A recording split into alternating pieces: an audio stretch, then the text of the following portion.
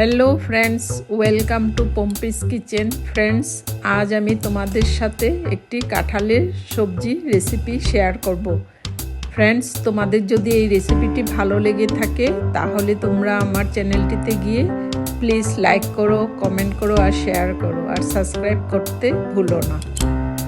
তাহলে চলো এবার চটজলদি বানিয়ে ফেলি খুবই দুর্দান্ত স্বাদের এই কাঁঠালের সবজি। ফ্রেন্ডস, এরকমভাবে কাঁঠালের সবজি বানালে মাছ মাংস কিছুই দরকার হবে না। এই সবজি দিয়ে এক থাল ভাত নিমিষে ফিনিশ হয়ে যাবে।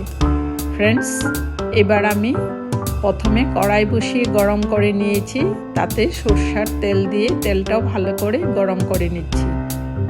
এবার আমি পেঁয়াজ কুচি করে রেখেছিলাম, 5টা পেঁয়াজ দিয়েছি, আলু দিয়েছি, দিয়ে আলুটা একটু ফ্রাই করে নিচ্ছি। এবার আমি কুচানো পেঁয়াজগুলো দিয়ে দিয়েছি, দিয়ে ভালো করে একটু ভেজে নিচ্ছি।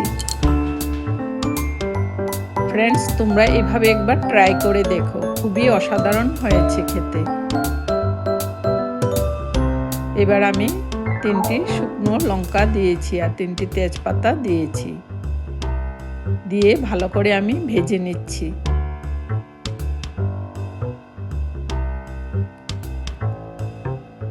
ফ্রেন্ডস, সামান্য আমি কালো জিরে দিয়েছি 1/4 টেবিল স্পুন, দিয়ে আরও কিছুক্ষণ নাড়াচাড়া করে নিচ্ছি।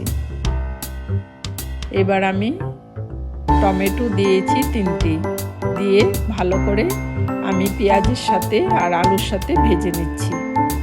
আর স্বাদ অনুযায়ী নুন দিয়েছি, সামান্য হলুদের গুঁড়ো দিয়েছি আর সামান্য লঙ্কা গুঁড়ো দিয়েছি, দিয়ে আমি ভালো করে মশলাটা ভেজে নিচ্ছি।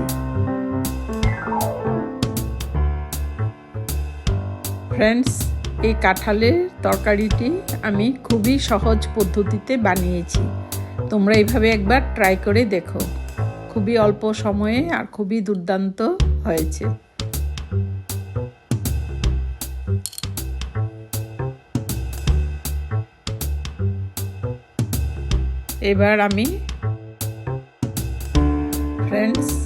এবার আমি রসুন, আদা, কাঁচা লঙ্কা, রসুন আর আদাটা থেতো করে রেখেছিলাম আর কাঁচা লঙ্কাও দিয়েছি, দিয়ে আমি ভালো করে মশলাটা ভেজে নিচ্ছি।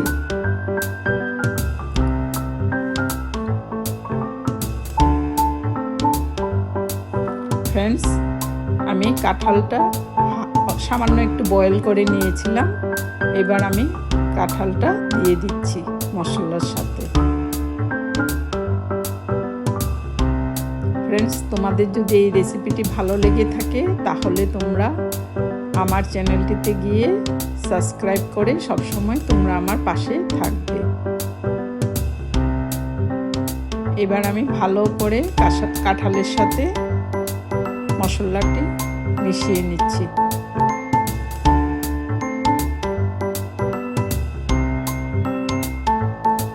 ফ্রেন্ডস, এবার আমি কিছুক্ষণের জন্য ঢাকা দিয়ে রাখবো আর মশলাটি ভালো করে কাঁঠালের সাথে একেবারে ভালো করে মিশিয়ে কিছুক্ষণের জন্য ঢাকা দিয়ে রেখেছিলাম। এবার ঢাকাটা তুলে দিয়েছি, দিয়ে আরও কিছুক্ষণ নাড়াচাড়া করে আবার ঢাকা দিয়ে রাখবো। খুব ভালো করে ভাজতে হবে।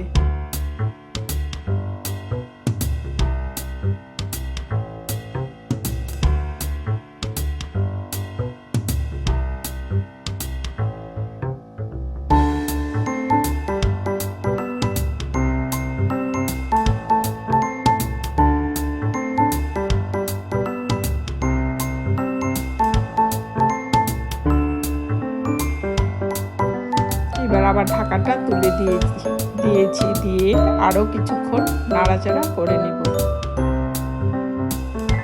খুব ভালো করে ভেজে নিতে হবে কাঁঠালটাকে, উল্টে পাল্টে ভালো করে আমি ভেজে নিচ্ছি।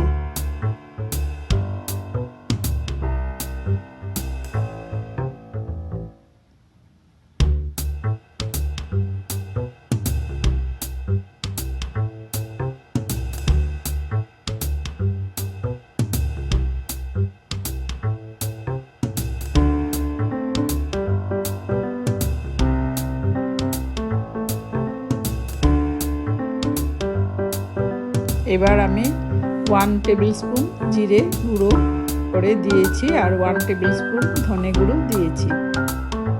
দিয়ে আবার কাঁঠালের সাথে ভালো করে মিশিয়ে নিচ্ছি। নিয়ে আমি আরও কিছুক্ষণ ভেজে নেব।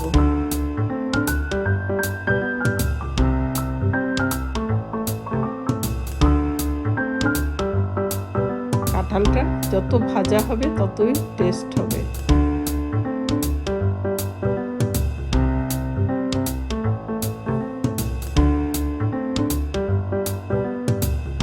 ফ্রেন্ডস, আমি কাঁঠালটা খুব ভালো করে কষিয়ে নিচ্ছি। দেখো কি লোভনীয় হয়েছে, আর খেতেও কিন্তু খুবই অসাধারণ হয়েছে। ফ্রেন্ডস, আমার কাঁঠাল মোটামুটি কষানো হয়ে গেছে।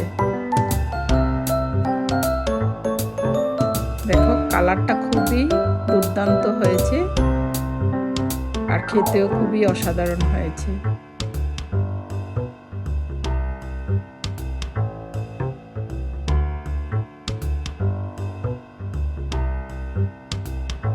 এবার আমি 1 টেবিল স্পুন গরম মশলা দিয়েছি। দিয়ে আরও কিছুক্ষণ আমি নাড়াচাড়া করে নিচ্ছি।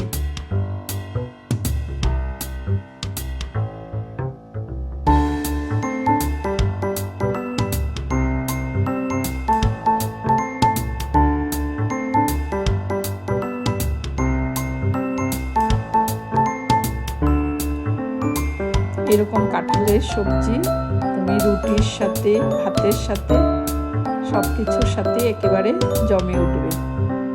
তোমরা এভাবে একবার ট্রাই করে দেখো।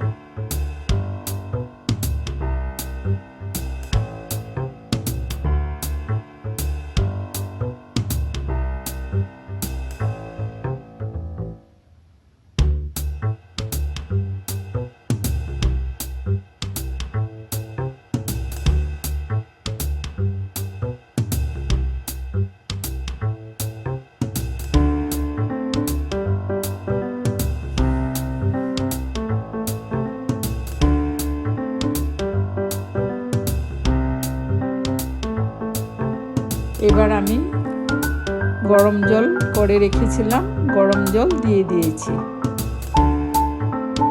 দিয়ে আরও কিছুক্ষণ একটু ভালো করে নাড়াচাড়া করে নিচ্ছি। ফ্রেন্ডস, আমি গরম জল ইউজ করেছি, তোমরাও গরম জল ইউজ করবে, তাহলে টেস্টটা আরও বেড়ে যায়।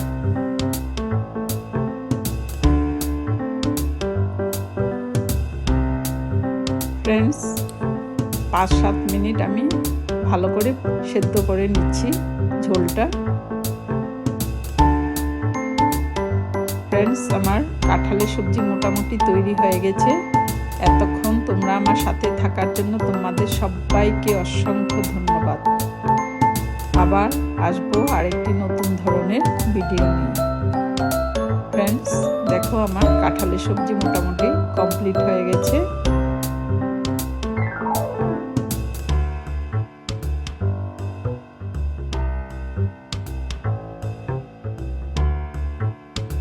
এবার আমি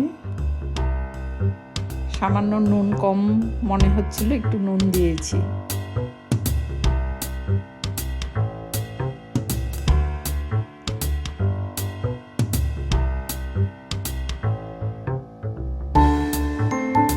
এবার 1 টেবিল স্পুন আমি কসুরি মেথি ইউজ করেছি।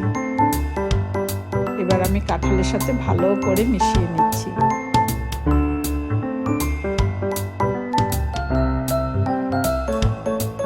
মিনিটের মতো ঢাকা দিয়ে রেখেছিলাম, এবার ঢাকাটা তুলে দিয়েছি।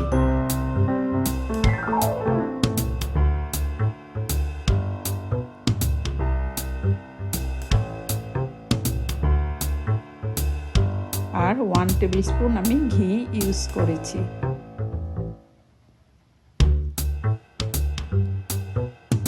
খুবই স্বাদ হয়েছিল আর খুবই সুন্দর গন্ধ বের হয়েছিল। ফ্রেন্ডস, এখানে আমার রেসিপি কমপ্লিট। তোমরা এভাবে একবার ট্রাই করে দেখো অবশ্যই। তাহলে আজ এখানে শেষ করছি, আবার আসবো আরেকটি নতুন ধরনের ভিডিও নিয়ে। Thanks for watching, by.